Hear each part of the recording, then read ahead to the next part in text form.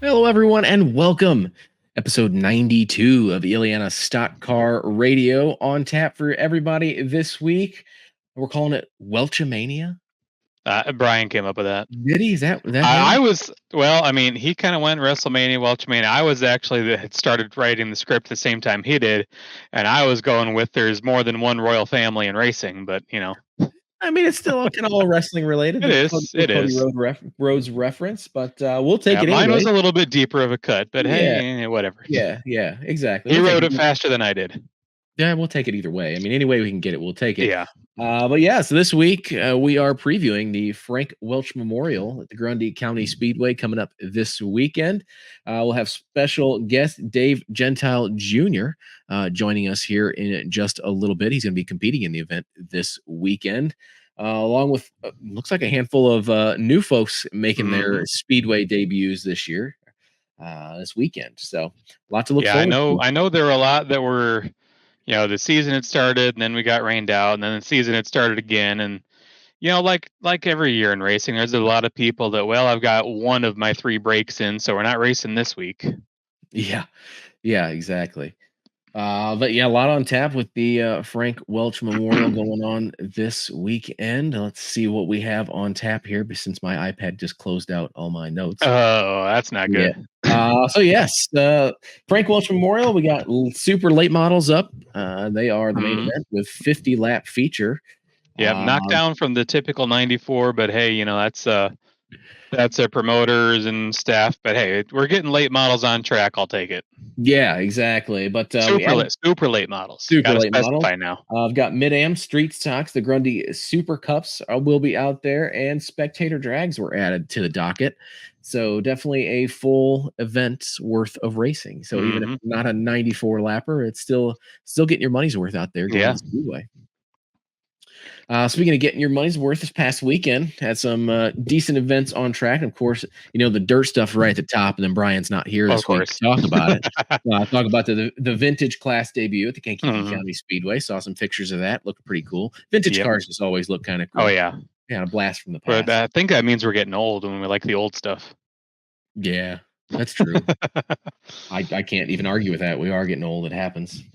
Grundy actually got a race in this past weekend. They did, yes. And ironically enough, there weren't any late models to be seen. Both the late models and the super late models off this weekend. So the Mid-Ams were the headliner, and it was a really, I'm not going to say fast show, but like we started at 7:30, we were done with heats by 8:45. So you take a look at the classes that were there, and they all kind of have a history of being a little iffy. But yeah, it was a nice clean night of racing, which you can't ever complain about that. Right, and we got to give a shout out to I believe I'm going to pretend to check my notes here because I didn't actually write it down, but I want to say Jacob Coppers taking home the heat and the feature win in the pure stock class, first time ever in a race car. Nice. So he's got nowhere to go but up from there. He's one of those guys. Yeah. Yes. Well, congratulations out to him. Also, congratulations. And then Ryan Dawson, Street Stock, picked up his first feature win. Very excited down in Victory Lane. Which, by the way, just making a comment here. This is why I'm the color commentary. Everybody told me I did a good job filling in for John Sterrick down in Victory Lane, but I'm going to leave the interviewing up to you. I missed it. You had to interview people. Well, it was kind of an intermission. Throw the mic at me. Here, you're the only one capable of doing it. What? No. What? No. What? Oh, hey, you got a podcast now. You do it. Yeah, but I don't do the interview. I do the sarcastic commentary. I am the color guy. I am Jerry the King Lawler to your Jim Ross. I have to see if Dimmick got that on video somewhere. I need evidence that this happened. So somebody's got cell phone recording, got photo evidence of it. But. Well, I'll take it. I want to hear. I want to see it and hear it. I know you don't. No, you don't. So yeah, I'll call from everybody that's at Grundy County Speedway last weekend. If you got videos of Chris out there doing the interviewing skills. I told John Sterrick next time we're just gonna have him on Facebook Live doing it. Yeah, post them to the comments in this video. I just want to see it. I gotta see it. It's like if a tree falls in the forest, did it actually happen? Kind of. Yeah. Anyway, moving on. Anyways, moving on to the wet Saturday we had. Yeah, Shady Hill, Plymouth. Pretty much anybody that raced on Saturday canceled, unfortunately. Yeah, pretty much. It was like not just I guess kind of a regional thing, but it was like a whole big, huge swash up through the states that canceled tracks. Yeah, it was a massive band that went through of storms, and unfortunately, Mother Nature has kind of won the first month or so of the season. Oh yeah, and even circling back to the big races, the Indy 500 started rain delay, and the Coke 600 ended rain shortened and caused all kinds of NASCAR politics. Yeah, NASCAR and IndyCar politics and lots of back and forth and all that good stuff. I mean, poor thing even ran Stuart Haas out of business. Wait around so long. I mean, come on. And then this last weekend, after the weather kind of moved through, you guys wrapped up the weekend with a mini wedge last show and some lawn mowers. Ironically enough, rescheduled from Memorial Day weekend when it rained. Yes, I think that's going to be the theme of this season. But I got one more time out at South Bend with the mini wedges. That's where the program started. Tony thought they should be part of the last lap, I guess, week and 2 weekends. Now that it worked out. But yeah, finished, well, not really finish off because they're racing again in a couple of weeks, but be part of the end of South Bend because that's where the whole series started. Right. But then that was then I almost forgot this note. I mean, we're racing lawnmowers, and apparently there was no Dirty Bob out there. Those were very different lawnmowers. Hey, either way, man. I know Brian very much enjoyed it. Marketing opportunity right there. If you got a mowing company and you have a racing lawnmower, well, we're gonna have to. I don't know, sponsor or invest or just strongly suggest. A strong suggestion. Write a strongly worded note to After Hours Mowing. Yeah, I mean, why race? Yeah, why race lawnmowers? You own lawnmowers. But yeah, knowing Bob, the lawnmowers that race don't make a whole lot of money mowing lawns. That's true. So I don't think there was a lawnmower blade in the entire field. I doubt. Which probably is for the best. Well, I mean, if you want to race and get your infield grass cut at the same time. That's true. It was the mini wedges cutting the grass, though. I saw a couple pictures you posted. It looked like they were doing a little off-road action, but either way.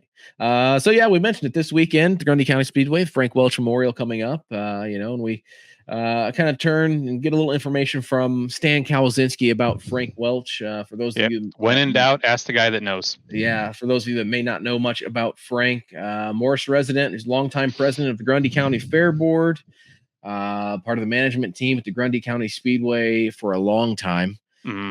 Storied history in the area. Maison Speed Bowl.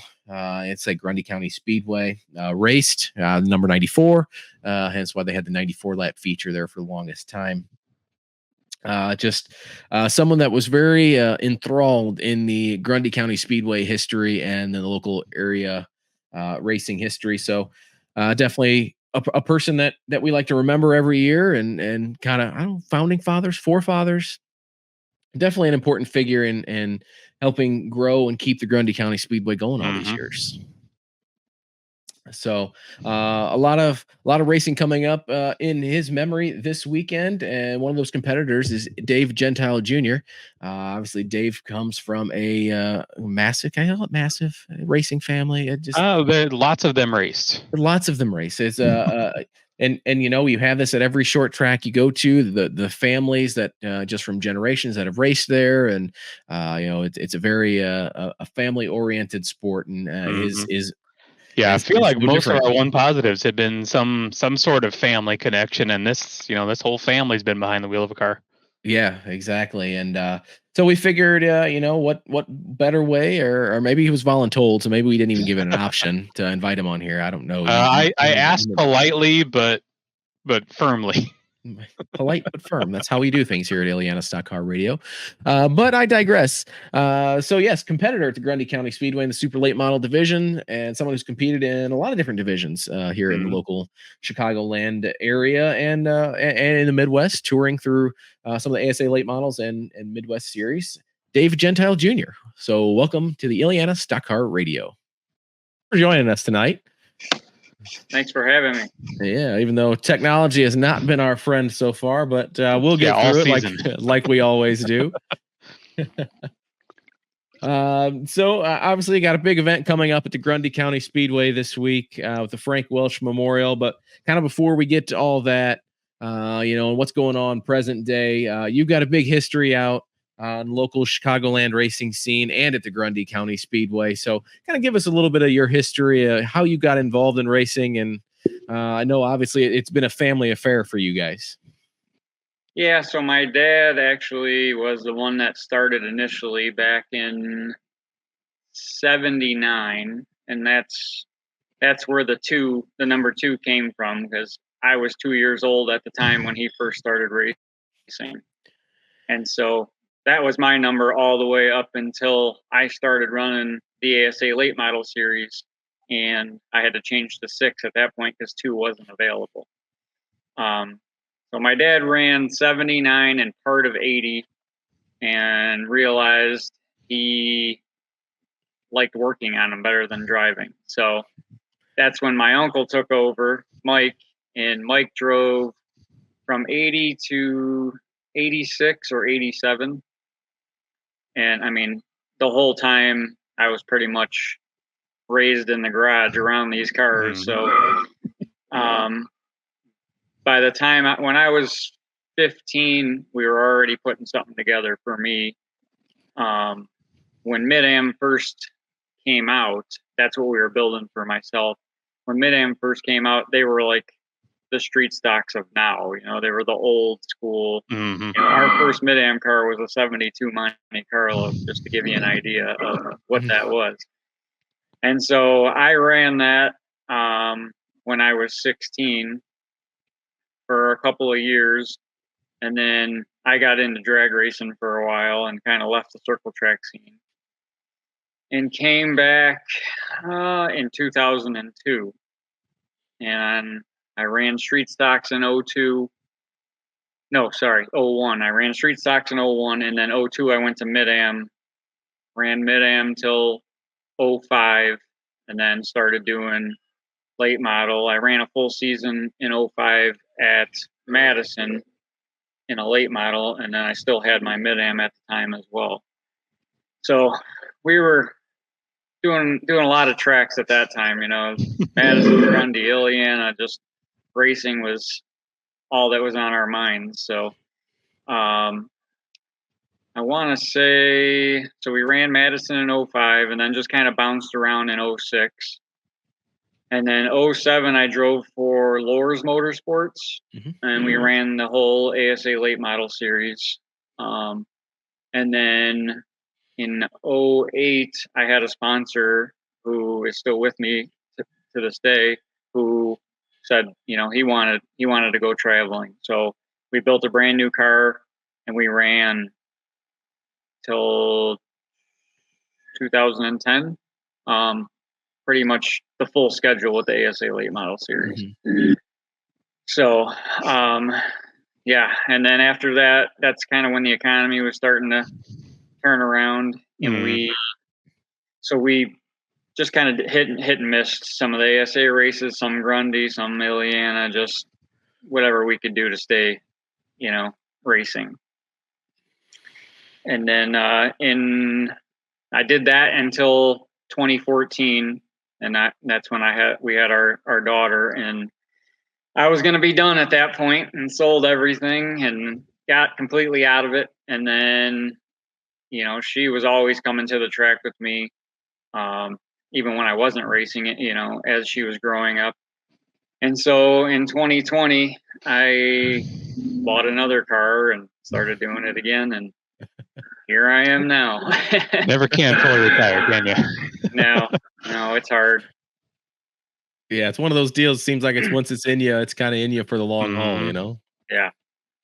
It's getting harder though, as my daughter gets older and all my help, their daughters and kids are getting older. It's hard to to do it right, and put the time in needed to be successful. Right. Yeah, it's definitely something we've noticed on the S4 side with all of us that used to kind of work on them every night and every week. Yeah, we are, their kids are all getting older. We got other things we want to do, and it's right. Just harder and harder to get to the racetrack anymore. And then Kevin, my cousin, he started racing in 2009, and he ran street stocks. I believe it was just that 1 year, and then went to a mid-am and ran mid-am all the way through 2018. He had, I don't remember if it was 3 or 4 championships in that time frame, but the funny part is his car was my first mid-am. It just kind of came back around, and he ended up with it. And now that same car is the car that Kevin Murphy has won the last. I thought that car looked a little familiar. Yeah. So that car's got a lot of history and a lot of wins. Mm-hmm. That's crazy. There are people that have been around a while, and then there's cars that turn out to be around. Yeah, well, I'd guess that probably most of the time it came out of that same garage there. Yes. That chassis, that was built, as his original oval chassis, built in 1998. Wow. Yeah. And it just won the feature last week. Yep. Still winning races. So. Good. So yeah, if that's not a sponsor plug for Oval Engineering, I don't know what it is. Yeah, right. So I'm curious. A couple things. One, why the decision way back when to kind of go try drag racing and leave the circle stuff behind for a little while?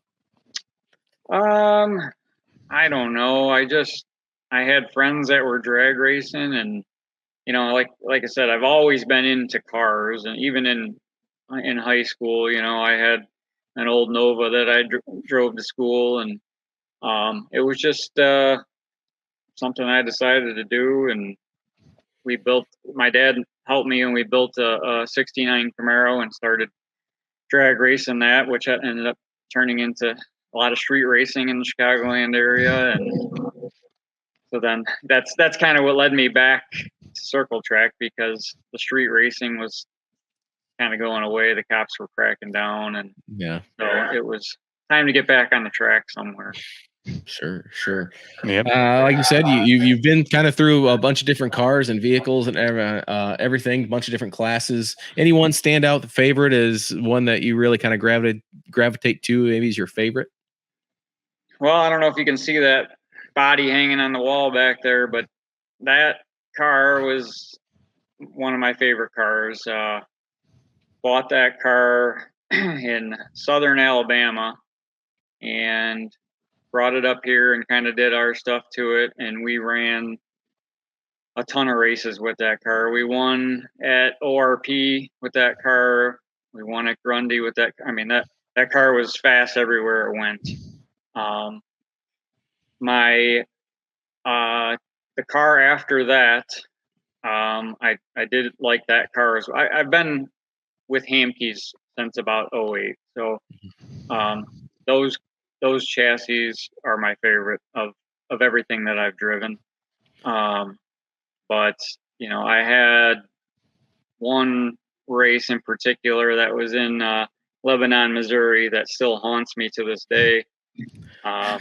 Just a second place finish by a half a car length, and I think that was a 250 or a 200 lap race, and it was just right there at the end. It's like, should I have moved them, or but I gained a lot of respect. But it's just, every year that pops up on my Facebook feed, and it just twists to my back a little bit harder.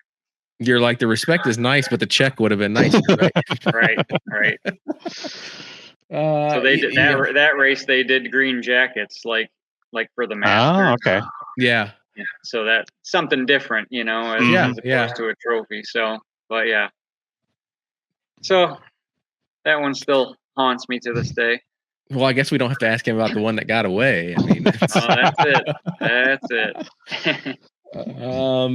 Well, in addition to the racing that you've been doing, the driving, you've also had a knack for setups and building cars and putting them together, as evident with everything you do with Oval Engineering. So kind of talk about how that kind of came to be and how that got started. So in 2004, when I was running in the Mid-Am, Bob Johansson owned Oval Engineering at that time, and he was wanting to get out of it.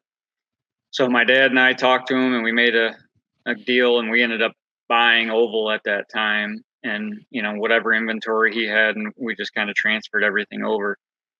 And so since then, I just been gradually just progressing on doing more and more with setups and fabrication and everything, which that's why I'm in this shop now. I started with just a little 36 by 36 garage, and now I have a big shop at the house, and quite a few cars out at Grundy that we take care of. So yeah, it's always like, I know if the 6 isn't there, you're going to be there working on one of your umpteen million cars that you work on. Yes. I mean, it's nice this year having the nights off, but at the same time, I'm still going to be there because that gives me more time to focus on customers' cars. When I'm running, it's hard for me to balance that. To try to focus on my own, and then I got people yelling in my window. Well, what should I do? I'm just like, get out the way. I got to qualify. Yeah, get out of my window. Yeah, but I'm curious. I got a great group of people that I work with, and we've had a lot of success over the years. I'm curious for you, someone who's driven, and then obviously what you do for the setup side and everything. Where do you get more satisfaction? Driving your own car to victory lane or helping somebody else get there? I like the driving part just because that's my escape. It's like my office, peace and quiet, and I can do my thing in there, where any other day, phone's ringing off the hook, and it's that I enjoy the driving part better. It just like I said earlier, it's so difficult with all the latest and greatest things that are coming out to stay on top of everything. It takes so much time, and that's unfortunately, we've only got one night in this year, and now we're going into a 50 lapper Friday night. So, it's like we're trying something new, and hopefully it works. There's no way to know until we get there. Yeah. Well, Jeremy, if I didn't know better, I'd say that's a segue. It is. It's a great one. Gotta love it when you just tee them up like that and they go for it. So you mentioned it. You got the 50 lapper, the Frank Welch Memorial coming up this weekend. Like you said, I think there's only maybe been one night for the super late models out at the Speedway.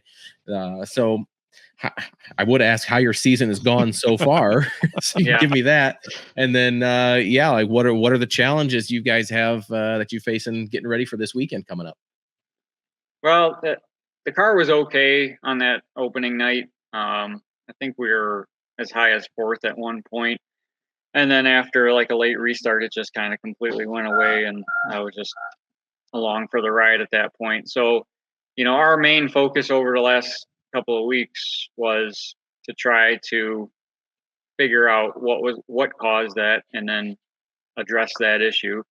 And with all this rain over the last few days, it hasn't allowed any time for testing. So hopefully we can get out there tomorrow and at least shake it down and see what we got. We got a couple new things that we're trying, and hopefully that will solve our issues on restarts and stuff like that.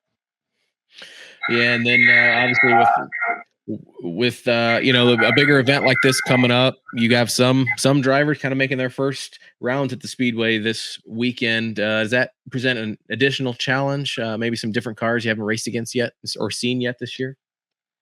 Not really. I mean, we always kind of approach it with, it doesn't matter who's there. We're going and with the hopes of winning. And I always told myself, if we ever felt that we're going to go to a track and we don't have a chance to win, then I don't want to do it anymore at that point. I know we have a fast car. It's just we need to get on the track more. That's what's going to fix this. You know what I mean? So sometimes it's good, sometimes it's bad on people that are showing up. Yeah. But it doesn't bother me. You know, I hope we have a good field of cars. You know, that's what the track needs. Yeah, curious. You mentioned it. Just haven't had a whole lot of nights yet, and had some of the nights off with super late models so far this year. With how the schedule works out, how do you think so far? I mean, it's kind of early in the season to get a barometer how that is, but kind of how do you think that has been so far, schedule wise? Like I said, I enjoy that it's not every week, because that it allows us to run the majority of the season with the sponsors that we have. But obviously the weather didn't work out here at the beginning of the year to, you know, and now we have 4 in a row. So it's like 1 week and then a couple weeks off and then a week, and now it's all the way through the end of the month here. So yeah, and then actually I think it even goes into July 4th weekend. So that'd be 5 in a row. Unfortunately, right. I can't make that weekend, so I'm kind of hoping for rain that weekend. We won't tell anybody. Yeah, it'll be all right. It'll be our secret. So this weekend is a 50 lapper. It's typical Grundy feature. Had been 30. Now they're 40 laps this year. Now this will be 50. Anything you do, mentally or car wise or physically to maybe prepare for a little bit of a longer race? Not 50. I mean, it's not much more. I wish we went back to the old 94, which what it used to be for Frank Welch. I love doing the longer races. It just gives more time for everything to kind of transpire. I'm glad they went to 40 laps, because when they did a big invert and it's only 30 laps, it's very hard to get to the front because you have a stout field of cars, so if you're not starting in the first couple of rows, it's going to be hard to get up there. But 10 extra laps, not that big of a deal. Right. Anything else coming up this season that you're excited about? Well, I'm looking forward to the Bettenhausen just because that is a 100-lap race for sure. I don't know. I think there's a couple other specials later in the year that they haven't announced how many laps they're going to be. Maybe this will kind of be the telltale sign and see how this race goes, if they're going to make them longer. But I do enjoy the straight 50 versus like a twin 25 or something like that. Yeah. So, but yeah, that any of the extended lap races, I love doing that stuff. Yeah. Well, I know you kind of asked us a little bit last night, kind of our messages back and forth about our hashtag one positive segment. And, it's a deal where, we kind of challenge all of our guests to say something positive kind of in the world of negative social media and everything that happens around local racing and whatnot. So we challenge everybody to say something positive that, racing is done for them, something positive they've experienced at the racetrack along the way. So what I ask you right now, give us, one positive thing that you've experienced. So, the addition to Caleb Adrian at Grundy County Speedway is going to be very pivotal to the success of the track. He has been around racing his entire life. I've known him since he was a little kid running around the pits. He's driven race cars before as well, so he knows what's involved with everything. And I don't think he's going to tolerate any of the stuff that has gone on in the past. What stuff going on at Grundy? I have no idea what you're talking about. That's all I'm going to say. Yeah, thus far, a few times I've talked to Caleb. He's been all there. He's been, for starters, he came and sought me out and wanted to, introduce himself to me. I was like, wow, this is a race director coming up to photographer. Okay, but yeah, he seems really on the ball. Like he's a breath of fresh air in the pits. Yep. Yeah, for sure. I mean, even before this, like, he's been coming to the track for the last couple of years since he's moved in this area, and every week we would talk and just chat, and I always give him a hard time about when he's going to get back in, because he raced himself as well. So I've got pictures. Time about getting back in the seat. So, but yeah, great guy, and I think that's going to be very, very good for Grundy. Awesome. Then you mentioned it a little bit ago, all the sponsors kind of help keep things going. Obviously we like to ask everybody to shout out if they have any of their supporters and their sponsors, and definitely want to do that before we let you go here tonight.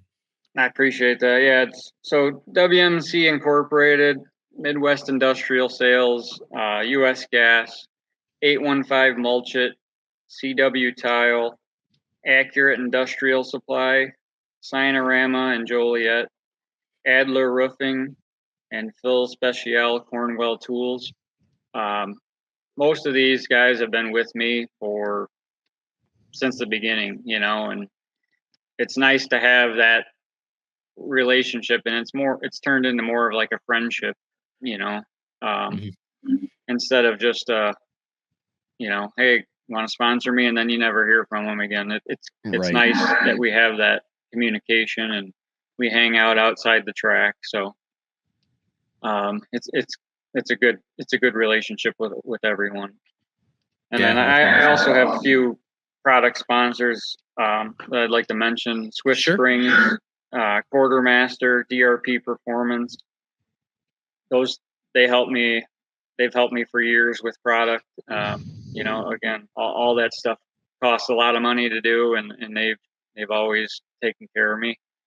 I got my wife and my daughter, and my entire family for their support. For many years, they've been coming to the track every week.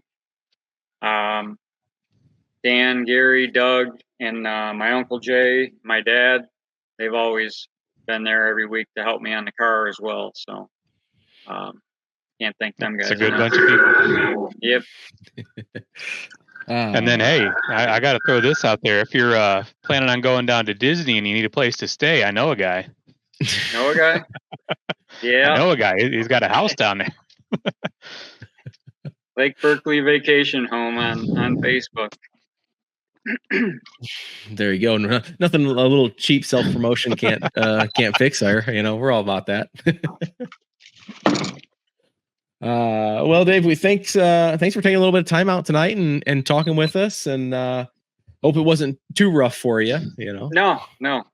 Sorry for the computer glitch. You're not the first one to have some computer. Yeah, issues. Not the first one. You won't be the last. It's kind of a theme of our show, really. Yeah. At least I was able to sign on, right? I get credit for that. Yep. Yeah, exactly. Again, thanks for coming on, and we'll see you at the track this weekend. Sounds good. Appreciate it. All right, thanks. All right, and that was our interview with Dave Gentile Jr. Anything that comes to your mind, Chris? Well, a couple things now that he's texted me. Well, texted both of us afterwards. So not to call him out, but yeah, he misspoke a little bit. Caleb Adrian is a blessing to benefit. Yeah, good thing. Words are hard. Words are hard. And then I just said that he totally forgot to mention his cousin Kevin racing from 2009 to 2018. So, yeah, more Gentiles than even Dave knew about, I guess. I think that just means that, he's just going to have to come back on here and talk about that again. I think it was painless enough once we get his computer issues, ironed out. And that's been our theme. Actually, iron a computer. That's a bad idea. Oh, hey, the way things have been going for us, ironing a computer maybe not be a bad idea. Yeah. Just keep it away from the rain. Yeah, I mean, again, it depends. It really depends on the outcome you're going for. I mean, that's really. True. But yeah, it's good to hear from Dave. Obviously, somebody that's been around for I don't call him old, but has been around for a while. Been around the short track scene. You don't have to be old to have been around for a while. Yeah. Hell, mini wedge kids, they're starting at like 3 and 4, so they're going to have more experience driving a car before they start driving a car than some people have now. Well, and I think that's kind of the case with Dave. He was out in the garage, when he was a kid, like 2 or 3 years old. So, yep. So yeah, he started when you started him young. We've joked a couple times that if you're not racing trucks by the time you're old enough to get a driver's license, you have no career in racing. Yeah, I mean, you might as well just give up the NASCAR dream, at that rate. If Mhm. you're not 16 driving in a Craftsman Truck Series, Yeah. but yeah, he's been around. I've seen him at Illiana, Grundy, with Mhm. the touring stuff that he's done there for a while. That he was kind of showing the body panels of that blue and white car that was kind of over his Mhm. should. I always like the look of that car, just the Yep, blue and the I've white got with some really nice pictures of that car. with the fluorescent yellow numbers. Just Mhm. I don't know, it hit. It was always cool looking. So yeah, I thought Dave did a good job. It's nice to have people that you've seen around the track all the time, or you maybe haven't interacted with much. You kind of hear their stories and kind of keep the history and everything going alive. Mhm. So let's see here. He did ask us about the one positive, and he gave Mhm. his one positive, and we've cleared that up here, set the record straight. Right, and Brian even gave us his one positive since he he, had, prior commitments that actually are legitimate commitments instead of going uh, to a wedding on a race night. I don't know what the hell that is. Yeah, we'll give him the pass for tonight, but this weekend Yeah. he does not get the free pass. He will have to restart. Remain one lap down. Yeah, remain one lap down. He didn't get the wave around. He's involved in the caution. He can't have it. Right. Yeah. So his one positive from this weekend was the lawnmower action. Out Yeah, at minus Bob. yeah, minus the Bob. Yeah. But just kind of basically observed it's big kids just having fun and going fast. Mhm. So it's always cool to kind of see unique things like that, like the lawnmower racing, and we've kind of Yeah, talked about it here. those are wild. If you Yeah, haven't had a chance yet, Dimmitt has all the videos posted on his channel. Check yep, those out. Those are something else. yeah.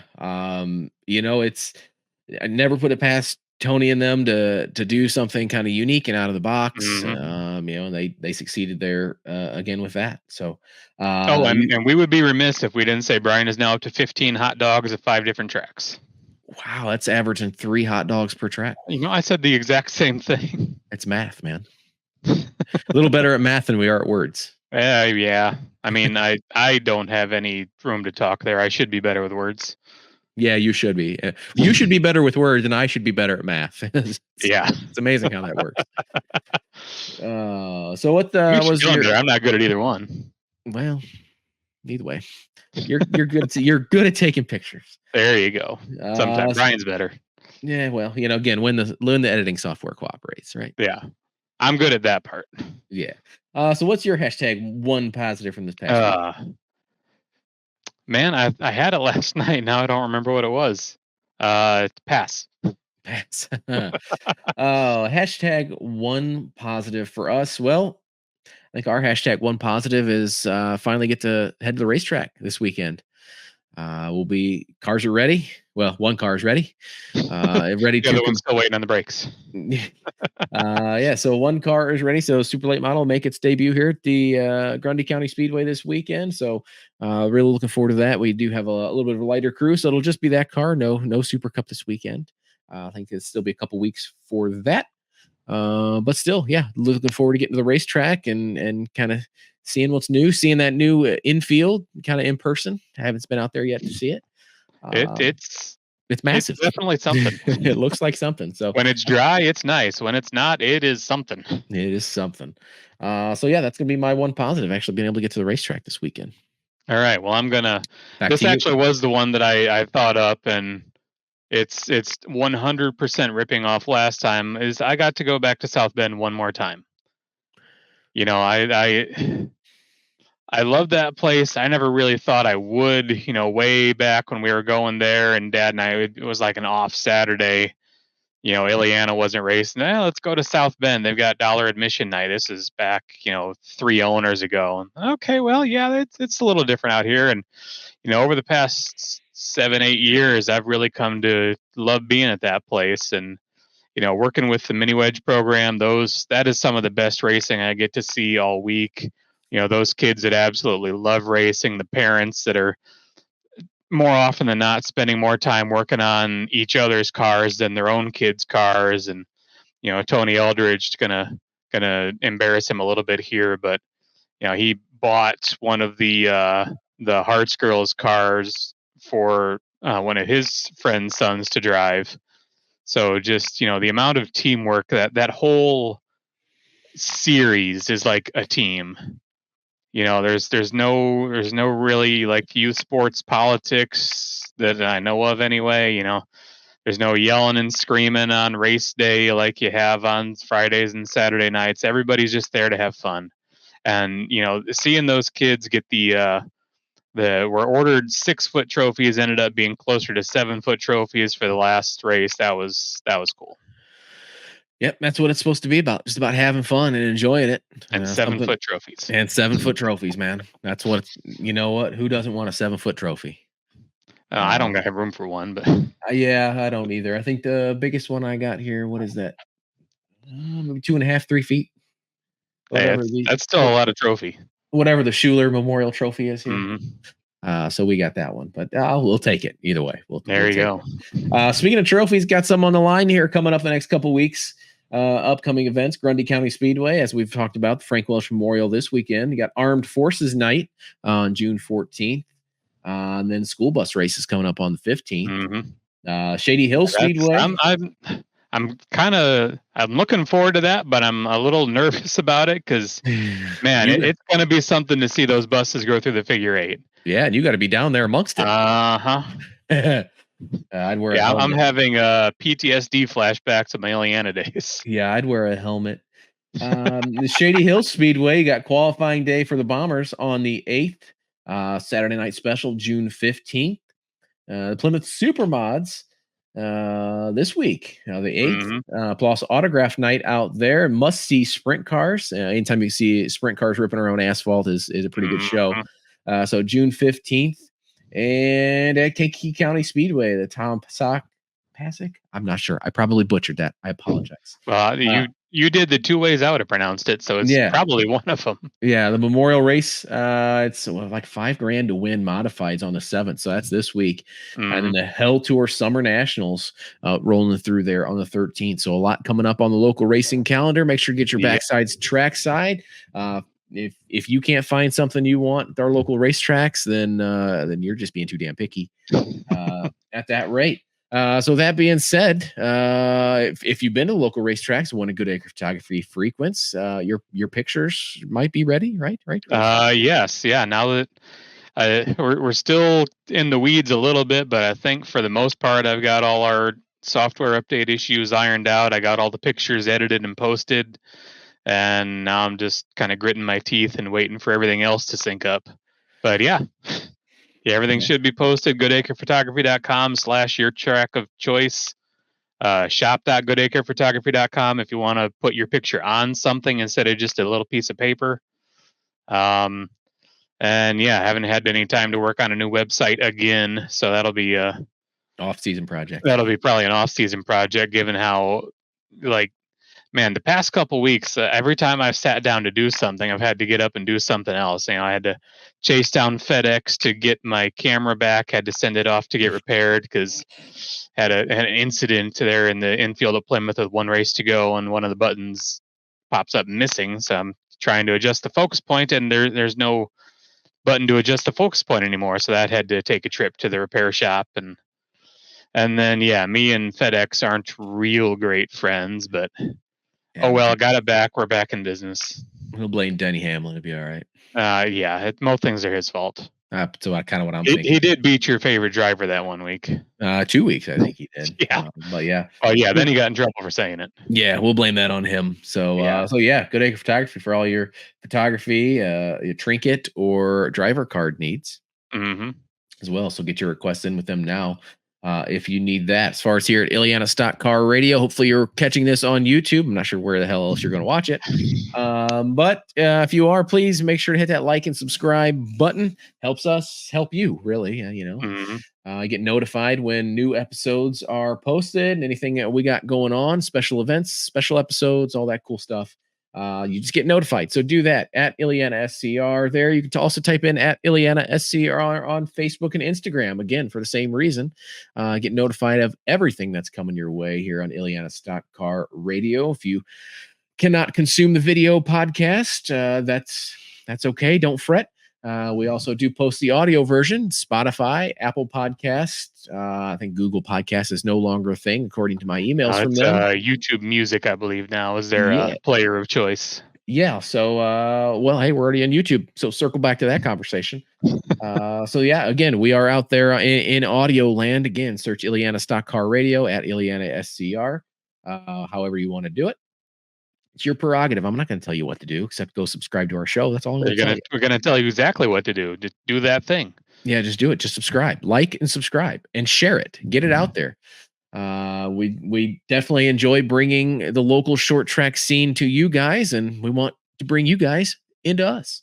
So that's really all we ask. So, without you got anything else, Chris, for this episode? No, not really. I think that about covers it. Other than maybe mopping up a little stuff. I just got another text from Dave who wants to, I guess, rescind his earlier statement and correct his verbiage. There's some big words for you. Biggins. We got some biggins in there. That's a way to end the show off. I'll take it. Either way, I want to thank Dave for popping in and talking with us. I know we're two intimidating fellows, so sometimes guests. I don't know about that, the one thing that's, and here's another segue, is Dimmitt's got me to be on a future episode of his pit talk show thing that he does. It's not videos of race cars, and I had planned on saying, but totally forgot to say, that something that Dad always said is, if you don't know his sons, you're a loser. So I don't know if that makes us intimidating or just the occupants of Victory Lane, but I'll take it. Yeah, either way, I will take it. We'll go with it. So that being said, want to thank everybody for watching this week. Again, want to thank Dave for popping in. We hope you guys enjoyed this episode, and hope you guys are getting out to the racetrack and getting your backsides trackside. So yeah, until next time, again, thank you guys for watching, and hope you enjoyed this episode of Illiana Stock Car Radio.